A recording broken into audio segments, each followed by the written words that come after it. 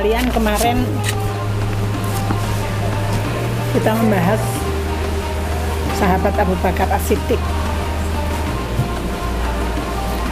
Hari ini saya coba buka-buka, baca-baca sahabat Umar bin Khattab.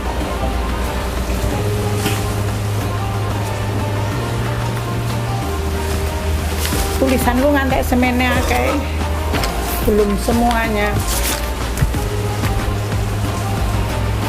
terlalu banyak kisah tentang Umar bin Khattab yang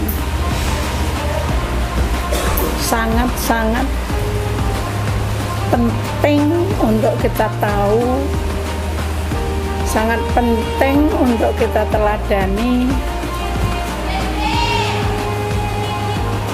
sangat penting untuk kita jadikan pegangan hidup masa depan dunia akhirat. Dalam bacaan saya sampai kepada Umar bin Khattab itu kemarin sudah ceritakan sedikit bahwa dia masuk Islamnya dari yang semula berniat membunuh Nabi, tapi kemudian karena dikasih tahu adiknya masuk Islam, dia kemudian berubah arah. Tapi justru setelah bertemu adiknya, beliau mendatangi Rasul untuk menyatakan diri masuk Islam. Umar bin Khattab orang yang sangat bengis, jahat banget terhadap Islam ketika beliau belum memeluk agama Islam. Tapi begitu Umar bin Khattab ini masuk Islam, peta dakwah Nabi berubah total. Tidak lagi diam-diam, jangan teh ono wong weruh, tapi justru sudah berani pawai keliling. Ini orang Islam. Di depannya ada Umar bin Khattab, di belakangnya ada Hamzah bin Abdul Muthalib. Orang-orang hebat yang ditakuti oleh orang-orang kafir Quraisy waktu itu. Dari bacaan saya yang minim, saya menemukan selalu terikut khalifah. Umar bin Khattab adalah orang yang 2 kali membuat Nabi ditegur, diperingatkan keras oleh Allah gara-gara Umar. Sesudah perang Badar, ketika Nabi dan umat muslim mengalami kemenangan, pulang membawa harta rampasan dan tawanan, Nabi berunding, iki tawanan dipiyake, harta rampasan jelas dibagi-bagi, ghanimah namanya, tetapi tawanannya dipiyake. Umar saat itu usul, nggih dipateni mawon. Wong mereka sudah membunuh banyak dari kita, menyiksa banyak dari kita. Umat Islam sejak awal itu bagaimana mengalami siksaan. Setelah perang ini mereka juga banyak membunuh kita. Tapi Abu Bakar orang yang lemah lembut, jangan ya Rasulullah, kapak-kapakno itu kan saudara kita, sedulure dhewe. Tolong dimaafin, kalau bisa keluarganya suruh bayar tebusan. Kita kan juga butuh harta untuk memperkuat tentara, untuk beri peralatan perang dan sebagainya. Nabi bingung. Setelah masuk rumahnya dan keluar lagi, Nabi memutuskan ya tawanan boleh ditebus. Sing ora iso ditebus suruh yang bisa tulis baca, disuruh mengajari anak-anak muslim supaya bisa tulis baca. Nek sing ora iso kabeh baru boleh dibunuh. Setelah ucapan itu keluar dari mulut Rasulullah, setelah proses tebus-tebusan itu berlangsung, Allah nurunkan surat Al-Anfal ayat 67-68 juz 10. Mengapa kamu Muhammad malah mau menerima tebusan? Apa Gusti Allah kurang sugih? Apa Allah kurang dalam memberi kamu? Ketika musuh-musuhmu itu dalam kekuasaanmu, kenapa tidak kamu bunuh? Kalau mereka pulang, mereka akan memperkuat kembali kekuatan untuk menyerang kamu pada tahun-tahun, pada saat-saat berikutnya. Apa kamu nggak takut nanti kalau azab Allah turun? Nabi sampai ketakutan luar biasa, sehingga ya Allah, kalau sampai azab Allah turun yang selamat itu cuman Umar. Peristiwa kedua, Umar sampai menyebabkan Allah menegur keras kepada Nabi. Nabi pernah menyolati jenazah orang yang bersyahadat, tetapi dia munafik. Pemimpinnya orang munafik di Madinah, namanya Abdullah bin Ubayyah bin Salul. Nabi tetap menyolatkan, padahal sudah nyata-nyata dia munafik. Umar sudah mengatakan, ya Rasulullah, niki mboten wong Islam loh, niki wong munafik loh niki. Apa bisa bedah dada nih, ngerti apa syahadatnya itu bener, ikhlas apa munafik. Umar diam. Nabi tetap menyolati. Umar niki wong munafik ya Rasulullah, bajunya Rasulullah sampai ditarik-tarik.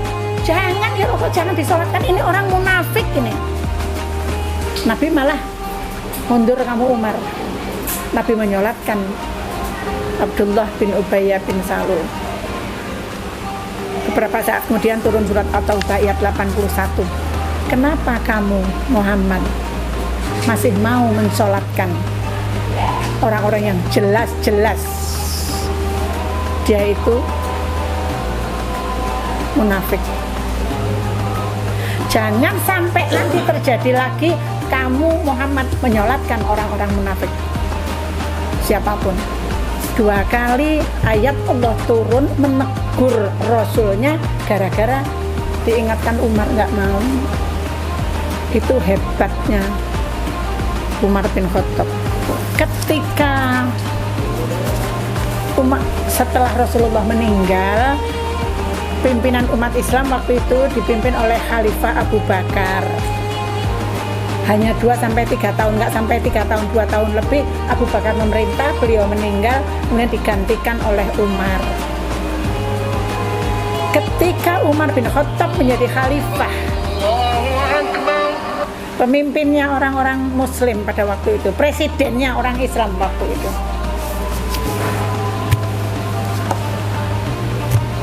kekuasaan Islam itu sudah sampai jauh, Palestina, sudah sampai ke Masjidil Aqsa, sudah sampai ke Mesir, sudah sampai ke Yordania, sudah jauh, Arab-Arab yang jauh-jauh.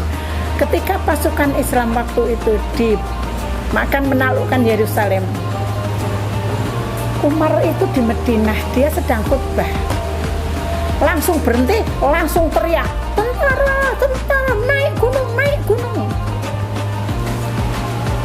Itu seperti Rasulullah ketika melihat perang Mu'tah, beliau lapor, aduh, kayak panglima perang Zaid bin Harithah gugur, diganti oleh Ja'far bin Abu Thalib, kemudian gugur lagi.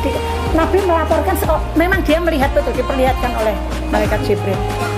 Umar itu seolah-olah seperti bisa melihat kondisi peperangan di Yerusalem, sehingga beliau teriak-teriak, tentara, tentara, mundur, mundur, naik gunung, naik gunung. Pasukan Islam yang ada di situ tuh ya seolah-olah semuanya mendengar suara Umar, terus semua terus naik.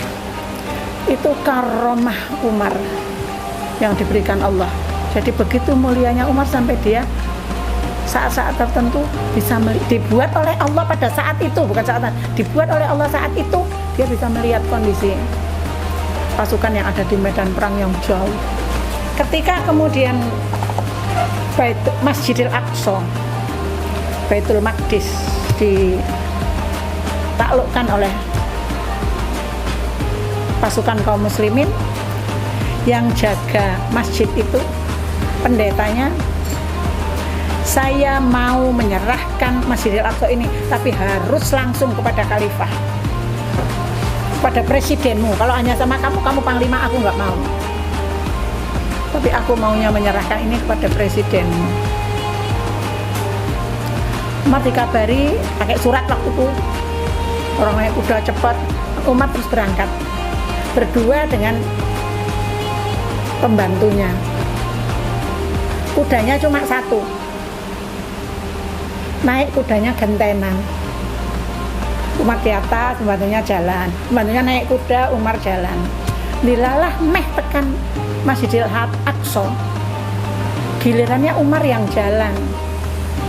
pembantunya yang naik kuda. Sampai pendetanya itu yang jaga Masjidil Aqsa itu salah, dikira Umar yang naik kuda. Akhirnya Khalifah Umar disambut oleh 4 panglima dengan pendeta ini tadi. 4 panglima, Khalid bin Walid, Amr bin As, Sa'ad bin Abi Waqqas, dan Abu Ubaidah bin Jarrah.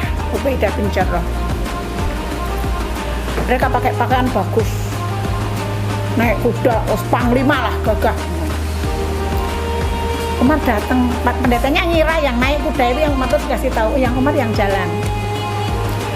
Begitu Khalifah Umar sampai di depan 5 orang ini, Umar langsung ngambil pasir, dilemparkan ke mukanya panglimanya yang 4 orang yang gagah-gagah.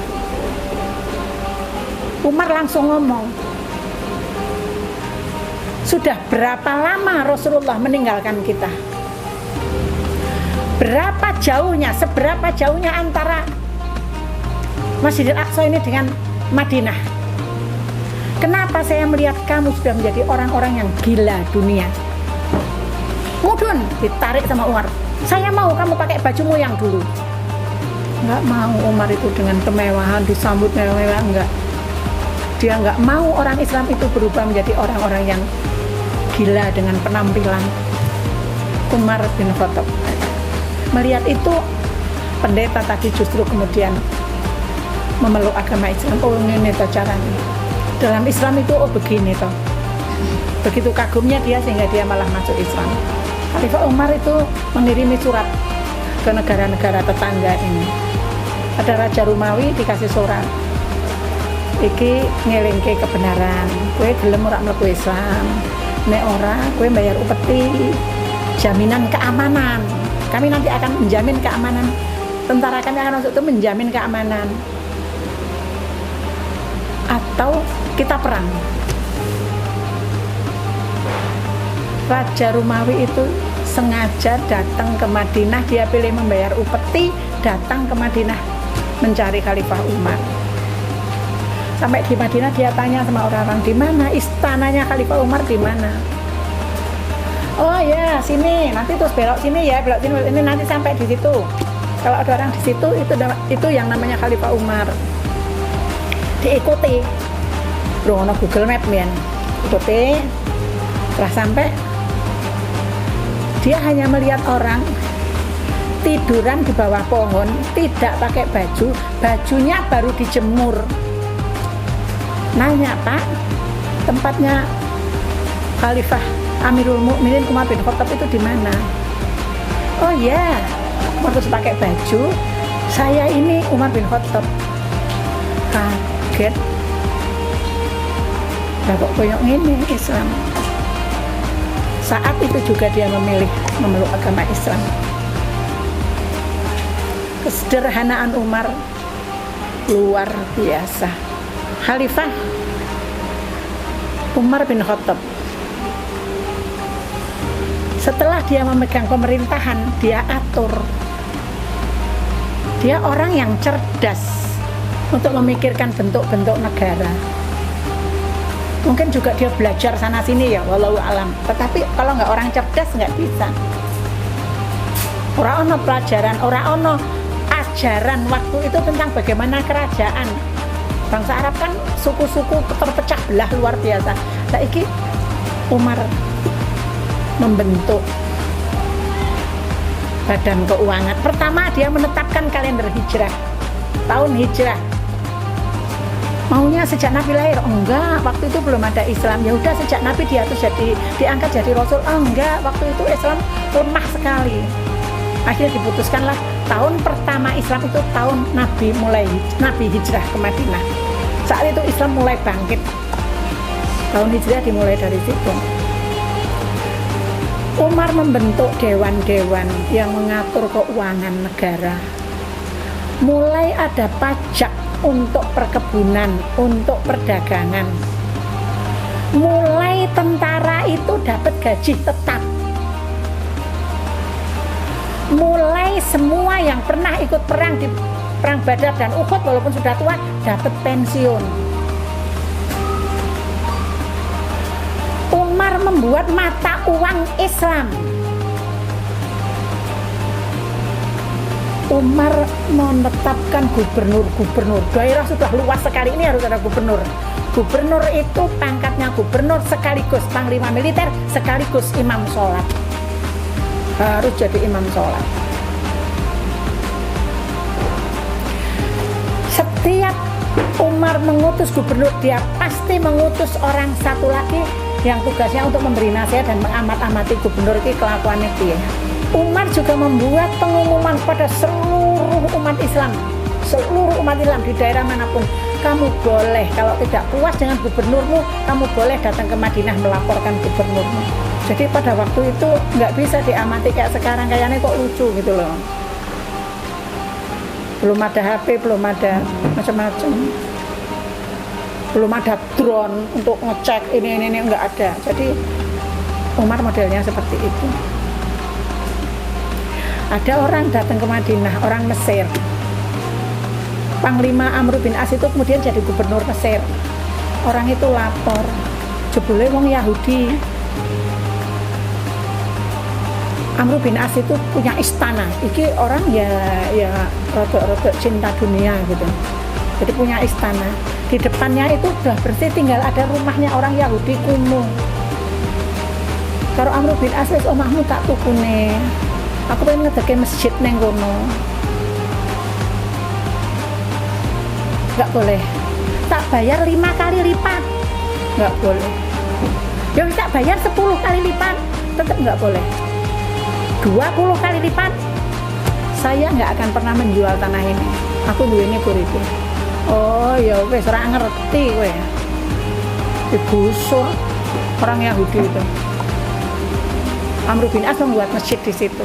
Akhirnya orang Yahudi ini pergi ke tempat Umar, ke Madinah. Ngopo? Ceritakan bahwa aku digusur sama Amr bin As. Ya udah, cari tulang onta. Saya kesini itu mencari keadilan Khalifah, bukan mau suruh ngurusi tulang onta. Ambil tulang onta. Ya udah, akhirnya kan takut dipendeli Umar ini medeni banget. Terus diambil tulang onta sama Umar, digaris pakai pedang gini. Terus agak ke atas dikit disilang. Bawa ini menghadap, tulang ini bawa ke tempat Amr bin As. Begitu Amr bin As tahu bahwa itu dari Umar, dia ucap menggigil dan segera membangun kembali rumahnya Yahudi. Bangunan masjid yang sudah mulai dibuat itu mau dirobohkan. Kemudian Yahudi itu tanya, kosek, sebelum dirobohkan saya mau tanya, apa yang membuat kamu ketakutan? Garis lurus ini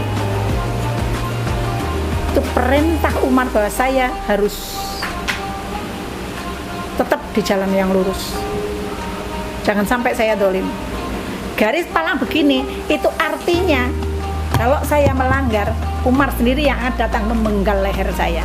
Akhirnya yang tadi, udah, nggak usah dibongkar, sudah, aku ikhlas wis. Dan dia masuk Islam. Dibuat untuk masjid, saya ikhlas. Ada lagi orang datang, orang Mesir, bukan orang Yahudi, datang menghadap Umar. Kamu dari mana sih, kok kelurus banget, berdebu, kayak dari perjalanan bau. Iya, saya dari Mesir, jauh. Amirul Mukminin, apa? Dia ceritakan, saya ada pacuan kuda, lomba pacuan kuda. Di situ ada anaknya Amr bin As. Dilalah aku melu. Dilalah saya itu bisa mendahului anaknya gubernur. Tapi kemudian saya dipecut dari belakang sama anak gubernur, dicambuk. Kau ngerti ya aku? Tapi anaknya gubernur loh, kok mbok liwati, kok mbok selip. Perasaan kesombongan anaknya Amr bin As itu. Kata Umar, ya udah kamu tinggal di sini ya. Umar mengirimi surat, Amr, kamu haji, musim haji ini datang ya ke Madinah, mampir tak tunggu, sama anakmu diajak ya. tenan Amr bin As datang mengerjakan ibadah haji, kemudian mampir di Madinah. Sama Umar ditemukan dengan pemuda Mesir yang orang kebanyakan yang biasa itu. Amr bin As tidak tahu apa-apa, anaknya orang cerita. Tapi begitu melihat orang ini, anaknya Amr sadar, oh iya itu. Terus akhirnya dia lapor sama Umar, sama Amirul Mukminin, iya saya mencambuk orang itu. Umar ngasih cambuk sama orang Mesir. Anaknya gubernurmu cambuk, dicambuk lagi, cambuk lagi. Padahal nyambuknya hanya sekali loh. Waktu itu si putrane Amr bin As. Tapi kata Umar cambuk lagi, cambuk lagi. Akhirnya pemuda itu, sudah wahai Amirul Mukminin, saya nyambuknya cuma sekali, saya sudah nyambuk banyak ini. Saya ngaluk mandek, saya nyambuk.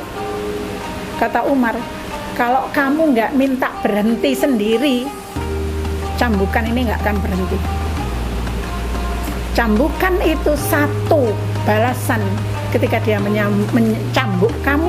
Yang berikutnya adalah balasan dari letih lelahnya kamu dari Mesir perjalanan ke sini dan tersiksanya kamu, perasaanmu ketika kamu dicambuk oleh anaknya pejabat. Umar bin Khattab keadilannya merambah sampai ke rakyat kecil, bahkan kepada penganut agama lain. Itu loh, makanya Nabi itu pernah ngucap. Jadi ada hadis yang mengucapkan gini, Umar, saya ini tapi kok rasul terakhir ya, seandainya saya ada Nabi sesudahku, itu kamu Umar yang diangkat Allah jadi rasul. Waktu membagi harta Baitul Mal, saya kemarin sudah cerita ya, bagaimana Umar melebihkan bagian Usamah dibanding dengan bagiannya anaknya sendiri. Padahal anaknya sendiri itu ikut di medan perang juga di mana-mana, lebih banyak daripada Usamah. Karena Usamah ada 2 kali absen di awal-awal karena masih kecil. Umar jawab, anaknya protes, gimana ini kok lebih banyak Usamah daripada saya. Kata Umar, Rasulullah lebih menyayangi Usamah daripada kamu. Rasulullah lebih menyayangi ayahnya Usamah daripada ayah kamu, daripada aku sih. Rasulullah lebih sayang kepada Zaid bin Harithah daripada kepada Umar. Anaknya Umar masih kecil nangis. Aku dinyek-nyek di sana, bajuku tambalan, tolong dong Pak, aku dibeliin baju baru. Iki urung wayahe gajian, aku ora ndek duit. Ya udah, kamu berangkat sana sama yang jaga Baitul Mal. Bilang kalau minta uang dulu, nanti belikan baju. Bilang nanti dipotongkan gaji saya bulan depan ya. Penjaga Baitul Mal itu menjawab, nggak bisa. Memangnya kamu bisa menjamin umurnya bapakmu itu sampai nanti bulan depan? Rais Umar manut, dibegitukan sama pegawainya, manut. Balik lagi ke Mesir. Di Mesir itu ada sungai Nil yang besar dan menghidupi kehidupan seluruh rakyat Mesir pada waktu itu. Dilalah kering, airnya berhenti. Dulu pernah berhenti. Orang-orang Mesir kuno, kalau sungai Nil itu berhenti mengalir, dia akan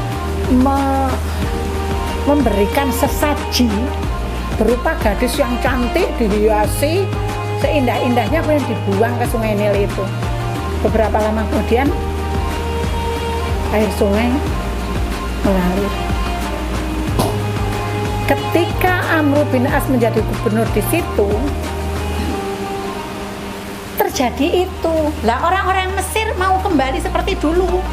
Sudah siap-siap mengumpulkan, mencari-cari gadis-gadis, pokoknya diseleksi yang paling cantik mau dijadikan tumbal di situ. Amr bin As, waduh lah ini bahaya, dalam Islam nggak ada tumbal-tumbalan. Dia cepat-cepat lapor kepada Khalifah Umar, kirim utusan lapor kepada Khalifah Umar di Madinah. Umar terus nulis surat.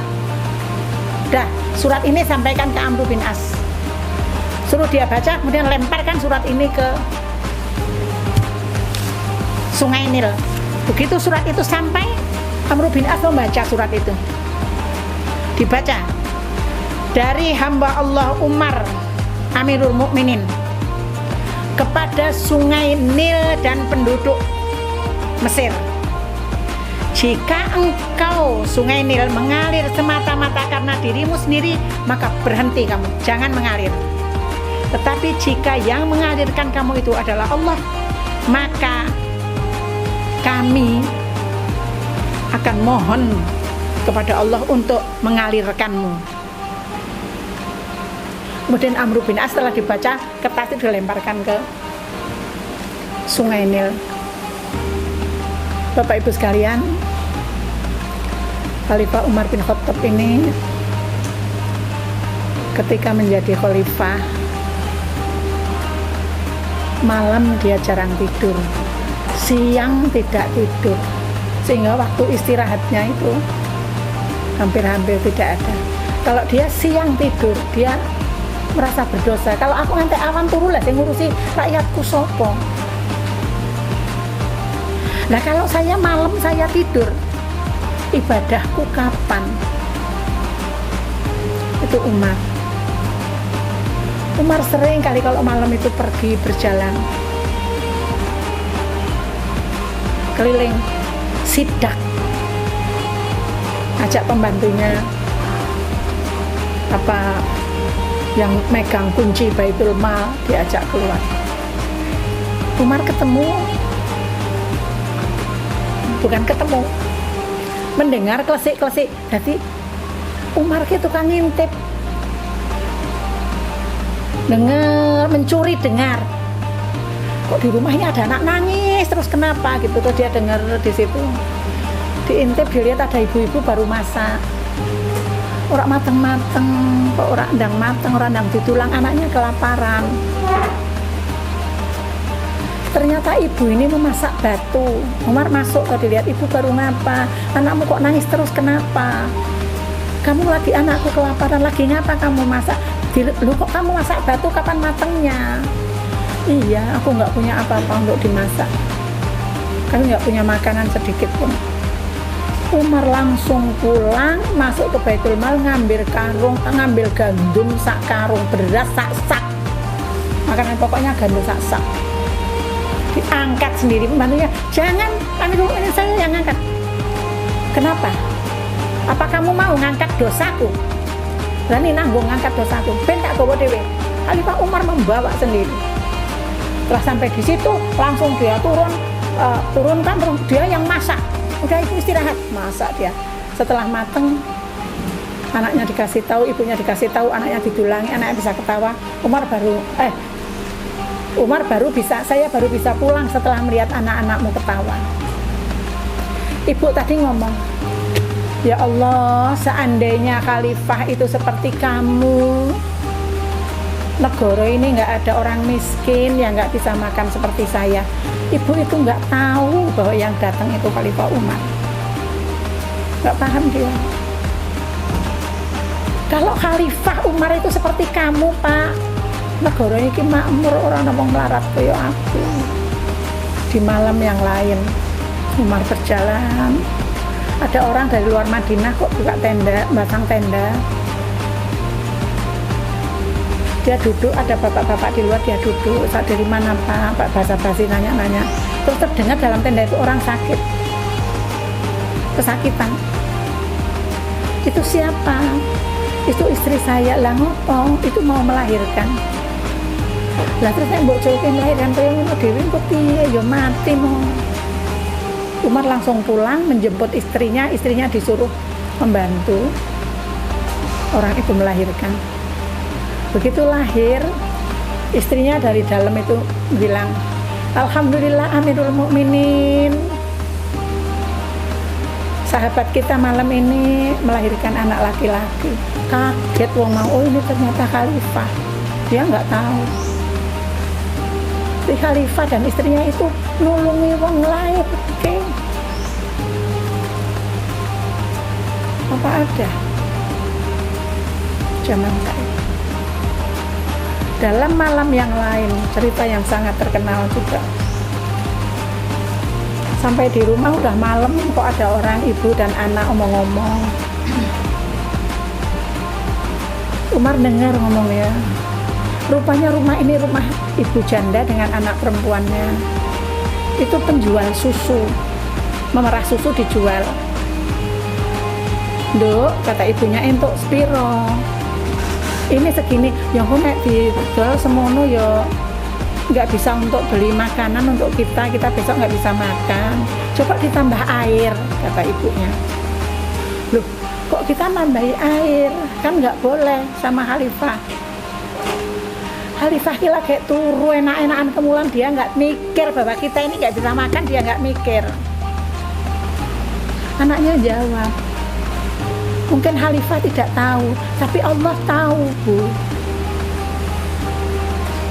Kalimat anak perempuannya itu yang membuat Umar langsung, rumah itu dikei tanda, boh peng, boh centang, boh apa pokoknya diberi tanda, dia langsung pulang. Sampai di rumah anaknya dikumpul, geng. Saya punya perempuan, saya menemukan perempuan yang sangat baik. Sopo sing pengen dibojo, parane. Ada anaknya yang namanya Asim. Langsung diparani, dilamarlah gadis penjual susu. Jadi istrinya, menantunya presiden waktu itu. Bayangke, presiden milih mantu, itu memilih penjual susu. Dari perkawinan Asim bin Umar dengan gadis penjual susu ini melahirkan seorang wanita yang namanya Laila. Laila ini kemudian menjadi ibunda dari Umar bin Abdul Aziz, Khalifah Daulat Bani Umayyah, yang orang menggelarinya Khulafaur Rasyidin yang kelima. Begitu bagusnya pemerintahan Khalifah Umar bin Abdul Aziz. Wong Arab ki piye yo, kekurangan kita ora iso gawe jeneng Umar, pirang-pirang, Said, pirang-pirang ya. Fatimah. Tapi makanya pakai bin. Itu. Nah kita kan Sanaya, Kanaya, bangun pinter-pinter lah kan nggak jeneng sampai dawa-dawa orang udah itu zaman itu begitu. Khalifah Umar bin Abdul Aziz ini, Khalifah Daulat Bani Umayyah ini memerintah hanya nggak sekitar 3 tahunan. Dia kemudian mati karena diracun orang. Tetapi ini adalah masa pemerintahan terbaik Daulat Bani Umayyah. Ora ono wong melarat. Tidak ada, sama sekali tidak ada orang yang berhak menerima zakat. Sampai zakatnya dikirim sampai ke Afrika Utara. Semua orang dikasih zakat. Lah piye wong aku sugih kok dikai? Lah piye orang ngomong belum. Itu cucu dari gadis penjual susu yang dipilih oleh Umar menjadi menantunya. Presiden ketika zaman Daulat Bani Umayyah yang paling bagus, paling adil dan paling makmur.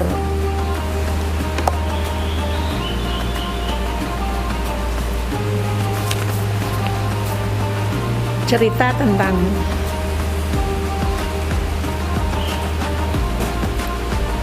Umar bin Khattab.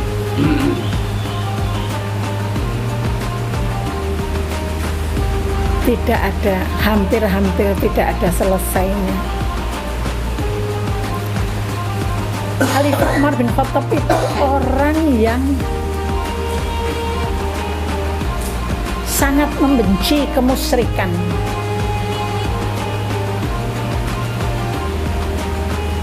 Ketika perjanjian Hudaybiyah ada satu pohon di mana Rasulullah dikelilingi oleh seluruh pasukan waktu itu dan semuanya berbaiat, siap dibawa Rasulullah, siap dibawa Rasulullah kemana. Kalau ngajak masuk Mekah dengan peperangan, siap, semua sudah membaiat kepada Rasulullah. Bertahun-tahun kemudian pohon itu dicari-cari orang, mana ya pohonnya, yang mana ya, oh ini. Terus dihiasi ya, dikasih wangi-wangi. Begitu Umar bin Khattab tahu, tebang. boleh lagi ada hal-hal yang nanti akan mengakibatkan syirik. Itu makanya di Mekah itu awake dhewe arep goleki mana ya kamarnya Rasulullah dulu. Tapi jelas ya kalau kamarnya Rasulullah ada makamnya ya. Tapi mana ya tempat Baiatul Aqabah 1 ketika orang pertama orang Madinah. Mana ya rumahnya Fatimah dengan Ali dulu, tempat dia menumbuk sendiri sampai tangannya luka-luka, menumbuk gandum sendiri sampai dicari-cari itu sudah nggak ada. Orang kayak di Indonesia semua jadi prasasti ya. Oh ini dulu tempat ini dulu tempat ini, tempat ini. Di Mekah Madinah orang iso digoleki. Tanda-tandanya dulu bagaimana gitu, orang iso digoleki. Karena Umar nggak mau kalau itu nanti jadi tempat yang dipuja-puja, jadi musyrik. Khalid bin Walid, seorang panglima perang yang kalau perang tidak pernah kalah, mesti menang. Karena perang terus orang tahu kalah, orang-orang itu memuja Khalid luar biasa. Pokoknya anggar perang bareng Khalid mesti menang. Ayo, mangkat. Mesti nanti dapat harta rampasan yang banyak. Mesti pulang bawa ghanimah. Ketika berita ini sampai kepada Umar, Khalifah Umar,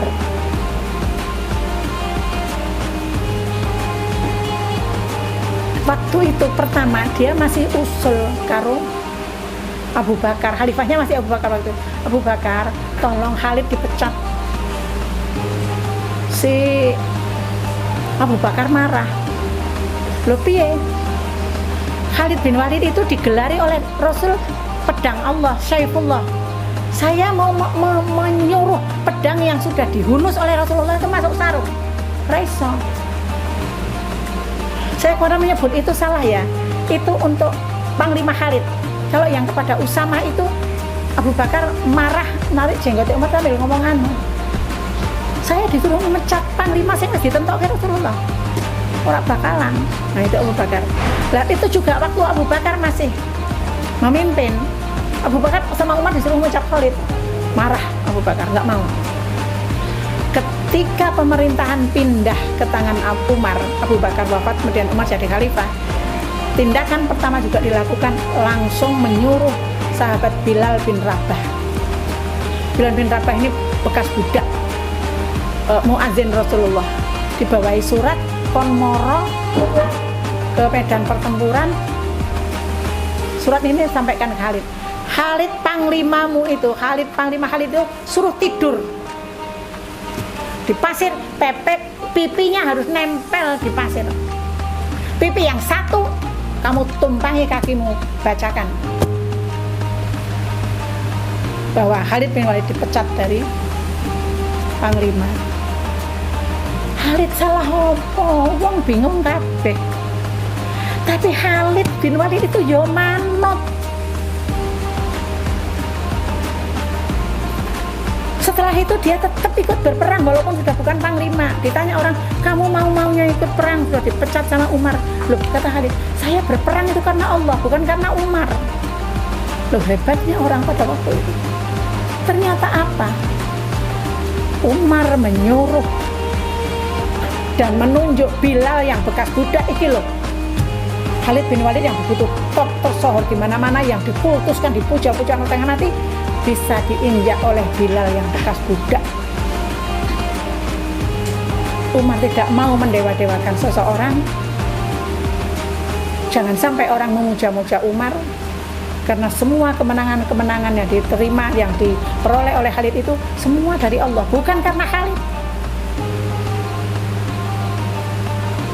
Kayaknya kejem bener ya, sampai pipi nempel ke di pasir.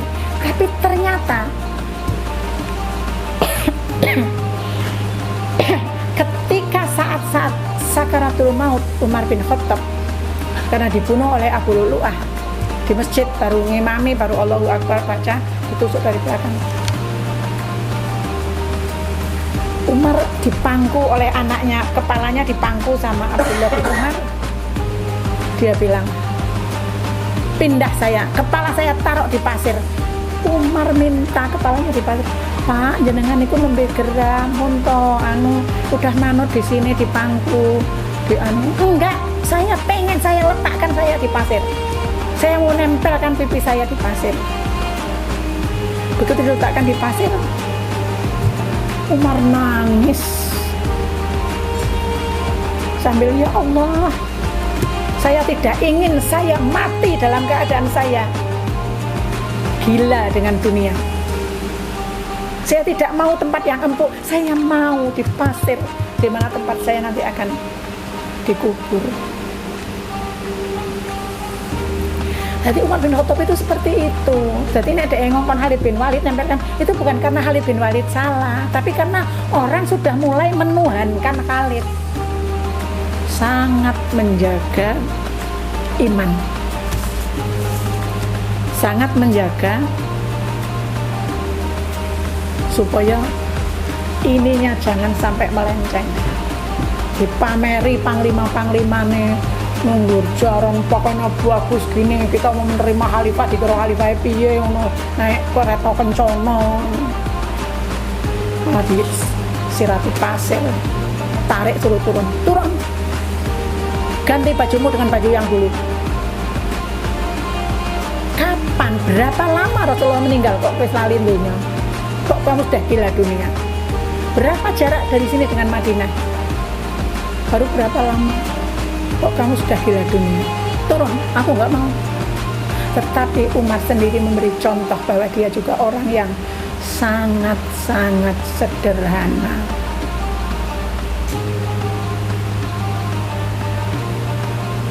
Bapak Ibu sekalian,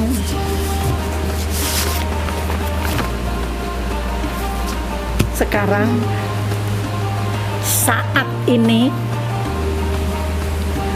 kita masih mimpi punya pemimpin seperti Umar.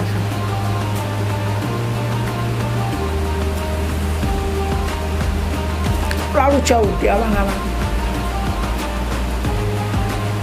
Tetapi alangkah baiknya Bapak Ibu memulai dari diri sendiri, memulai dari rumahnya masing-masing. Setiap kamu adalah pemimpin, jadilah pemimpin yang adil seperti Umar. Adil terhadap anak-anakmu. Jangan sampai membeda-bedakan. Jadilah adil seperti Umar. Justru kepada anak yang mungkin ini lebih, ini kekurangan, yang kekurangan ini kita motivasi supaya bisa, paling tidak saat kita tinggal mati dia bisa mandiri,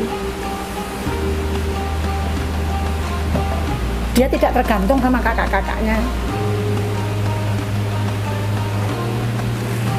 Suami dan istri ketika mendidik anak, kalau saya loh ya, harus kompak, samakan dulu visi dan misi. Raisa bapaknya tegas, jangan ini kok ibunya iya anu enggak bisa. Apa dikira terus anaknya lebih sayang sama ibunya? Enggak. Oh terus benci karo bapaknya, terus sayang karo ibunya, mergo ibunya apa boleh mboten bapak ibu. Yang terjadi karena dualisme, karena dua pimpinan, dua komando, anak itu jadi bingung dan malah nggak bisa diatur. Mulailah dari dalam rumah kita masing-masing, kita mencontoh keteladanan Umar bin Khattab dengan segala contoh-contoh. Penjenengan kalau buka-buka nanti akan ketemu banyak sekali. Bagaimana sikap Umar, bagaimana kalimat-kalimat, kata-kata mutiara yang keluar dari beliau. Itu orang yang kata Nabi, nek ngante ono Nabi sesudahku, kowe Mas Umar, kowe Pak Umar. Itu Rasulullah yang bilang. Cuman karena nggak ada nabi lagi sudah Rasul Muhammad. Sengaja saya mengajak Bapak Ibu untuk membuka sejarah, melihat-lihat sahabat-sahabat Rasulullah, karena saya kepingin kita ini buta sejarah. Kita ini buta. Orang kok mikir sejarah, kita kan harus mikir masa depan. Oh, bagaimana nanti, bagaimana itu dengan masa depan, dengan melihat ini. Padahal saya ingat ada ahli sejarah namanya Budi Azhari kalau nggak salah. Kalau buka-buka YouTube itu, semua yang terjadi di dunia ini perputaran, hanya mengulang-ulang masa lalu. Dia ngene, mudun meneh. Saya pernah Toin B kalau nggak salah ya, itu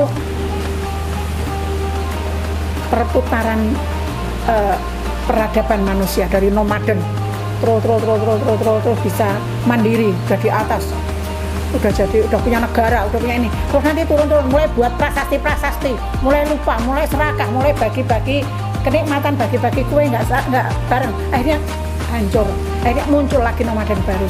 Tapi waktunya makin lama makin kecil, jadi kayak spiral, muternya besar, agak kecil gitu. Jadi makin cepat perputaran nasib. Itu dibilang peradaban, tapi itu juga perputaran nasib manusia. Kalau kita tidak pandai-pandai bertahan, kalau nggak mencontoh Umar, jadi apa? Negara kita jadi apa? Rumah tangga kita jadi apa? Anak-anak kita. Mohon untuk dicermati, dihayati, dibayangkan, disesuaikan dengan kondisi kita di rumah masing-masing. Assalamualaikum warahmatullahi wabarakatuh. Waalaikumsalam warahmatullahi wabarakatuh.